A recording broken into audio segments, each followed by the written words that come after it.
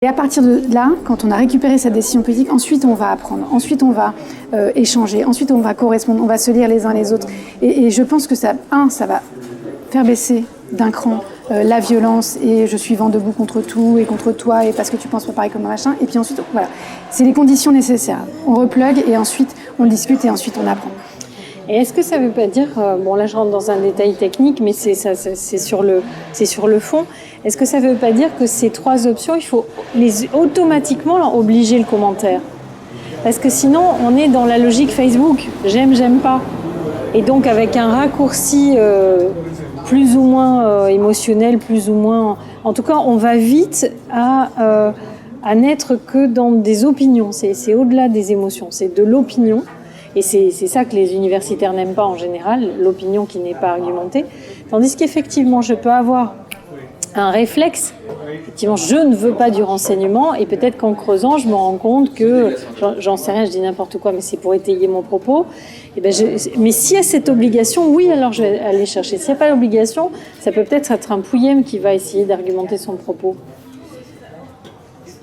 Alors, est-ce que ça doit être une obligation? J'en suis pas sûre, parce qu'en fait... il me semble que c'est bien si on a envie de le faire. Après, il y a l'histoire de la barrière de la langue. Et là aussi, c'est un apprentissage pour les uns et les autres, c'est de se dire, c'est pas grave si je fais 15 fautes par mot. Si j'exprime quelque chose, il faut aussi là qu'on soit en position les uns et les autres d'accueillir cette pensée politique. Et donc du coup, je pense que le premier pas, c'est le oui-non, abstention, les 3 boutons. Et puis ensuite, d'essayer les uns et les autres de créer des conditions de confiance, de dire voilà, peu importe comment tu l'exprimes, est-ce que si tu as envie de dire pourquoi tu as voté comme ça, tu peux le dire et on sera tous respectueux. Alors est-ce qu'on va inventer d'autres outils, des outils au lieu de passer tout le temps par l'écrit, qui quand même met une barrière de sachants qui ont appris à écrire et à faire des belles phrases? Est-ce qu'on va aussi essayer de cultiver peut-être quelque chose oral, des micro-vidéos où les uns et les autres pourront exprimer leur point de vue, etc., pour éviter toutes ces barrières-là.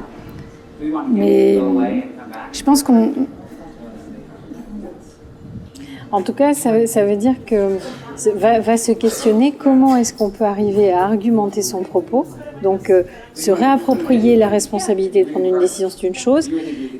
Avoir la curiosité d'aller chercher de l'information, donner envie aux gens d'argumenter, donc de questionner.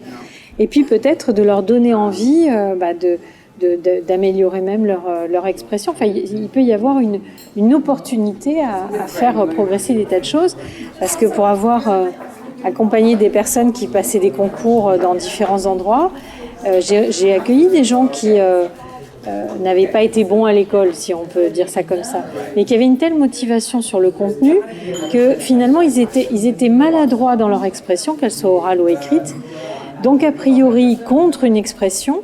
Mais par contre, on va dire, c'était le concours, mais ça pourrait être le bien commun, était plus important que leur faiblesse et donc était la motivation pour essayer d'apprendre. Et du coup, ils ont eu envie d'apprendre et effectivement, ils se sont largement améliorés tout en gardant leur singularité. Donc ça peut être l'occasion aussi de réétendre des compétences. Oui, et on va tous apprendre et on va tous s'enrichir.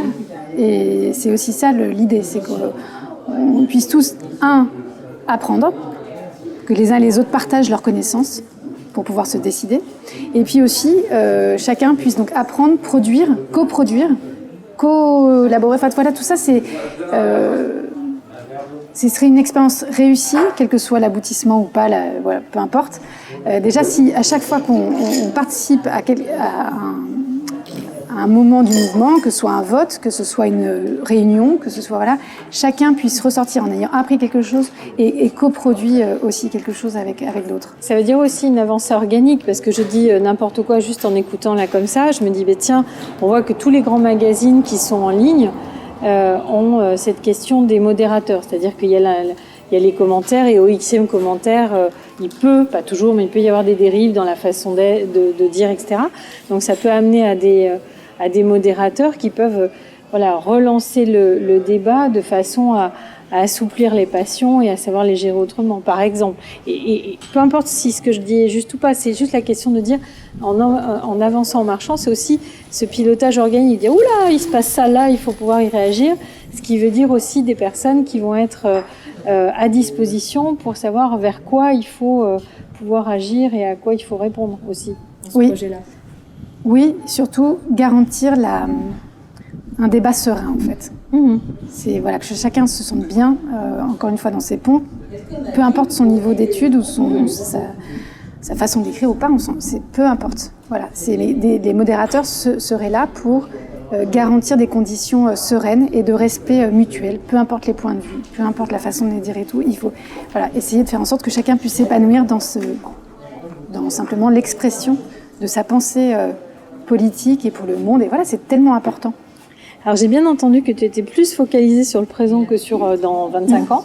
N'empêche qu'en guise de conclusion, je vais te proposer de dire et toi qui tries dans 10 ans, tu fais quoi, t'es où, tu vis quoi? Mais j'en sais absolument rien. Non, je suis trop dans le présent en fait. Je ne réussis pas avant, depuis toute petite, je voulais toujours être à après. Tout le temps, je voulais être grande, je voulais être adulte, voilà. Et ça fait quelques années, depuis d'ailleurs que j'ai quitté la politique traditionnelle, je n'ai plus cette question. Je veux juste être maintenant, mais vraiment maintenant. Juste être là en train de boire un cappuccino et de parler avec toi et avec Bertrand. Juste être là. Et puis dans une demi-heure, être avec mes enfants. Et je me projette plus du tout. Plus du tout. Voilà, je sais ce dont j'ai envie. Je sais pas, c'est un peu bizarre de me dire ça, mais avant je voulais toujours être après, j'imaginais toujours un truc. J'ai fait exprès de te reposer la question là-dessus parce que je pense que c'est précisément très important pour une grande partie de la population qui est tout le temps dans le après. C'est quand même le paradigme moderne. On est dans le progrès, on est dans l'après, on est dans des plans à 5, à 10 ans, à 20 ans. Et de prendre conscience que ceux qui sont en train de façonner le monde sont câblés différemment, sont insoucieux du présent et sont plus ancrés dans le présent. Et la sagesse traditionnelle, la sagesse taoïste le dit quand même depuis plusieurs milliers d'années, que le seul espace où on peut arriver à façonner demain, c'est maintenant. Donc, c'était pour ça que je faisais exprès voilà, on est d'accord. De te remettre dans une situation d'inconfort, c'était pas le sujet. Mais que tu dises, mais non, je vais pas savoir dans 10 ans, ma puissance, elle est ici et maintenant. Et je pense que c'est très important parce qu'on voit énormément de gens qui sont dispersés dans des ailleurs, dispersés dans la nostalgie d'avant et perdus dans des... alors surtout en ce moment, pour être perdus dans 10 ans plus tard, qui est complètement incertain. Et donc précisément, quand il y a un moment d'incertitude majeure, là où on recueille de la puissance, c'est en étant pleinement maintenant et en posant tous les petits actes qu'on peut poser, parce que peut-être ceux-là vont pouvoir avoir une influence. Donc voilà, c'était tout à fait... C'est ça. Je te remercie. On est super d'accord. Eh bien, écoute, je te remercie. En fait, j'ai le sentiment que tout bouge autour de nous. Encore une fois, des nouveaux médias, des nouveaux logiciels, enfin voilà, sur des valeurs auxquelles j'adhère vraiment, des gens qui font plein de trucs divers et variés, des fringues, de la bouffe, etc., sur d'autres valeurs. Il n'y a qu'un endroit où ça bouge pas du tout, c'est vraiment la politique pour moi. C'est la représentation politique, le système politique qu'on a, et donc du coup, qui fait que cette démocratie s'éteint peu à peu. Ce projet dont on parle aujourd'hui, qui est le projet Ma Voix, qui est porté par plein de personnes, quelques personnes pour l'instant, c'est aussi une réponse qu'on pose chacun vis-à-vis de soi. Il m'est devenu absolument insupportable d'emmener mes enfants dans un bulletin de vote, dans un bureau de vote, et dans l'isoloir. Quand j'y vais, je suis triste, je suis en renoncement, je vote par défaut ou je vote blanc. Cet acte qui devrait être un acte de joie, d'être tourné vers l'avenir, de proposer quelque chose, à chaque fois c'est un renoncement et c'est un mauvais moment pour moi. Cette réponse-là, qui passe par ma voix, c'est de se dire je veux retrouver du plaisir à me rendre dans un bulletin de vote et je ne veux plus jamais de ma vie signer un chèque en blanc. Plus jamais. Je veux récupérer ma capacité à décider à chaque fois qu'un sujet sera posé. Et c'est aussi ça, c'est qu'on retrouve du plaisir et qu'on retrouve de la fierté. Il y a une question de dignité dans ma voix. Le vote, si je dois renoncer à tout ce que je suis à chaque fois que je vote, ça abîme le citoyen.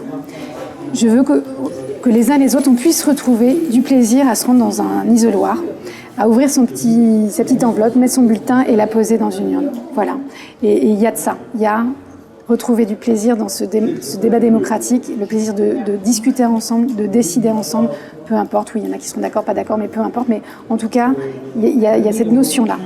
Plaisir, dignité et intégrité de la personne. Oui. Qu'elle ne soit pas découpée en morceaux, mais qu'elle soit pleine et entière. C'est ça, exactement. Bravo Christine, heureusement que tu es là pour reformuler. Tout ça n'est pas encore très clair, mais j'exprime des envies en fait. Et voilà. D'accord. Qui sous-tendent ce qui un jour pourrait être une expérimentation politique intéressante, peut-être. On verra. Eh bien, merci. Merci à toi, merci à vous. Voilà.